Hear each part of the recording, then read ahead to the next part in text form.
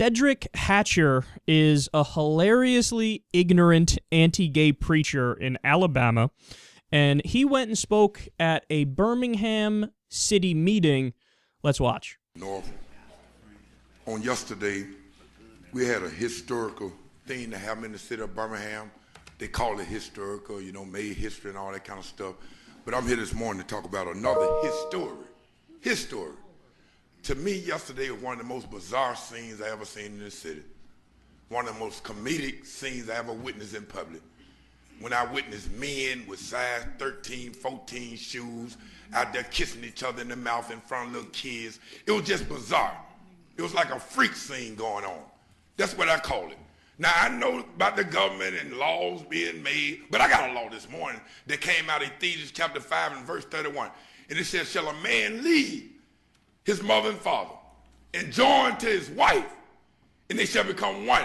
And to have your kids out there yesterday, 6, 7 years old, holding flags, the Bible said, provoke not your children to riot. Proverbs 22 and verse 6, 7. Train up a child in the right way he should go. And when he get old, he wouldn't depart. I'm so delighted and honored that God would have me bold enough to stand here and talk about this issue. Well, all the preachers was yesterday. You know what I mean? The only time gonna make them come out them doors when they stop them tithes and offering in your church. And you can't have Men's Day no more, and Youth Day, and Women's Day. I bet you're gonna have a sign in your hand with Brother Ed then. You're gonna be standing in front of the White House then. No, y'all gotta leave us alone. You know what I mean? But somebody should have stood up yesterday. Ain't it funny? Everybody got a right but the Christian. So I'm here this morning to talk about my right, because I got a right too. I can barely say praise the Lord in public now. I might go to jail. I might threaten a lawsuit on the job. You can't tell a person to have a blessed day. Ain't it sad? Y'all, I got a text this morning, gonna share it, which I'm getting on out here. I got a text all the way from Washington, D.C. And I'm gonna go and break the news to y'all, and y'all in the back of me also. In 2 more years, in 2016, February the 9th, you won't be able to marry your partner that you played football with no more. You're gonna be able to marry your dog, you're gonna be able to marry your cat, you're gonna be able to marry your snake, you're gonna be able to marry your rat, your roaches. Some of y'all been with the roaches so long, you might well go and marry the roach. You've been around your house so long, you're gonna be able to marry your broom, your mop. Ain't we going crazy in this world, y'all? Ain't we going crazy? I know Alabama made a lot of money yesterday. I know somebody else made a lot of money too. Duracell ain't got no batteries on the shelf this morning. All the batteries gone. I tried to find a battery for my radio this morning. Couldn't find them nowhere. I said, what happened? They said, Rev, they bought all the batteries last night. They celebrated some kind of way. Just bought all the batteries. I don't know what they do with the batteries. Don't ask me that. I'm a preacher. I won't go there. You know what I mean? I don't know what they did with all the batteries. Now, Mr. Mayor, don't stop me in the hallway, you and your security team, and tell me I can't come here talking like I talk, because you got a political job to do. I got a biblical job to do. And I'm going to do mine and you do yours. I'm going to stay in my lane and you stay in yours. I ain't bought by nobody. If I had to die doing what I'm going to do, I'm just fine. Y'all remember Peter and Paul and Silas were thrown in jail? I'm getting out of here, Mr. Officer. Don't you push that button. You remember Paul and Silas were thrown in jail? You remember the 3 Hebrew boys were thrown in the fiery furnace? You remember Daniel was thrown in the lion's den? They didn't say when he show up or if he show up. They said we know he going to show up. Why we scared today, preachers? Your time. Everybody coming out the closet but the saints. When we going to come out the closet? And all the gay people ain't show up down there yesterday. We got some down low people that didn't show up. Some of them down here.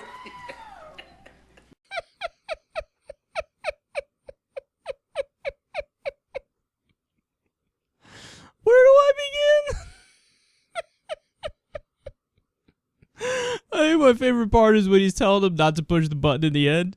He's rambling. He's incoherent towards the end. And he's like, but don't you put that button. Don't you put that button. Because the button means it's time for him to step aside. And I like when the guy casually says, your time is up.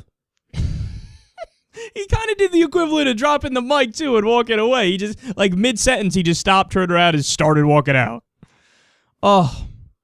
So, first of all, at the beginning, when he's like, I seen the other day, men's size 13, 14 shoe, kissing. Men's size 13, 14 shoes kissing. Why were you looking at their shoes? Unless, you wanted to see their shoes because there's an old saying and an old idea about how dick size is half of your shoe size, so you were curious when you saw them kissing. What else he got packing in there? He got a sausage in his pants right there? Am I allowed to do that mocking voice? Is that not okay? Is that not PC? Do I have to avoid doing that? That's too bad. I'm probably not going to. And he also goes, how is it everybody got a right but Christians? Really? Everybody has a right but Christians.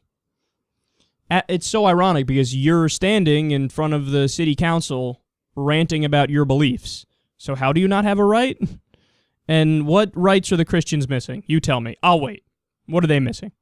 No, see, it all comes down to the same thing we talk about all the time, how guys like this define his right as the right for me to keep down gay people. But that's not your right. Your rights end when they affect other people. If there's two consenting adults and they want to do whatever they want to do, as long as they're not hurting anybody, they could do whatever they want. But you say, no, it's my Christian right.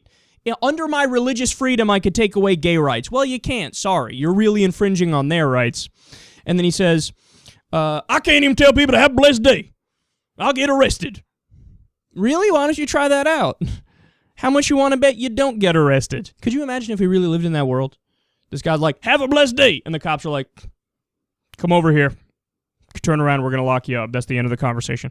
Actually, maybe if a black person does say have a blessed day to a cop, he might get arrested because cops like to arrest black people for anything. So maybe a bad example. But we all know, come on. If you say you believe in God, if you say have a blessed day, obviously you're not breaking any laws. It's a stupid argument that you're stretching way too far to try to prove your point, but your core point is ridiculous anyway. Because giving gay people equal rights is a no-brainer, but you want to try to find reasons to take it away from them, which leads to the next point. In 2 years, he says, in 2 years in February, he's specific. In 2 years February, you're going to be able to marry a snake, cats, roaches, brooms, and mops. Again, look, if you want to make a bet, this bank's open. Let's make a bet all day long. You're not going to be able to marry your broom. You're not going to be able to marry your mop or a roach or a snake. Although, you ready for this? I'm going to go a little too far here. If somebody wanted to really marry their broom, do I really care? No, I don't. No, I don't. Now, obviously, you can't have that because marriage means certain tax rights and Social Security rights, and what, are you going to get 2 Social Securities if you marry a broom? And then you pretend your broom dies, you snap it, oh, give me 2 Social Security checks now. So obviously there are practical reasons why you can't do it. But look, I don't give a shit. I don't give a shit, man. And why do you give a shit? I think I know why you give a shit, because you're concerned about the men with the size 13 or 14 shoes kissing. You think about it a lot. You think about it a lot. At night with the lights off and some lotion in your hand, but I digress. And then finally, by far the best point, batteries. Because who the fuck knows what he's talking about? Like, no, it's good for the jewelers. It's good for the jewelers and the batteries are sold out. Batteries, sold out. I can't even get no batteries, but I ain't gonna go down that road. What are you talking about? I think he was making some kind of a sex joke, right? Like, oh, gay people are going to use the batteries and, I don't know what, shove it up their asses? Is that something that gay people do? I don't know what you're talking about, dude. What does this mean? What does this mean? I don't know. But he makes the point like everybody gets it. Like everybody in the room's like, goddamn right. As soon as we let the gays get married, all the batteries are gone. What the fuck is up with that?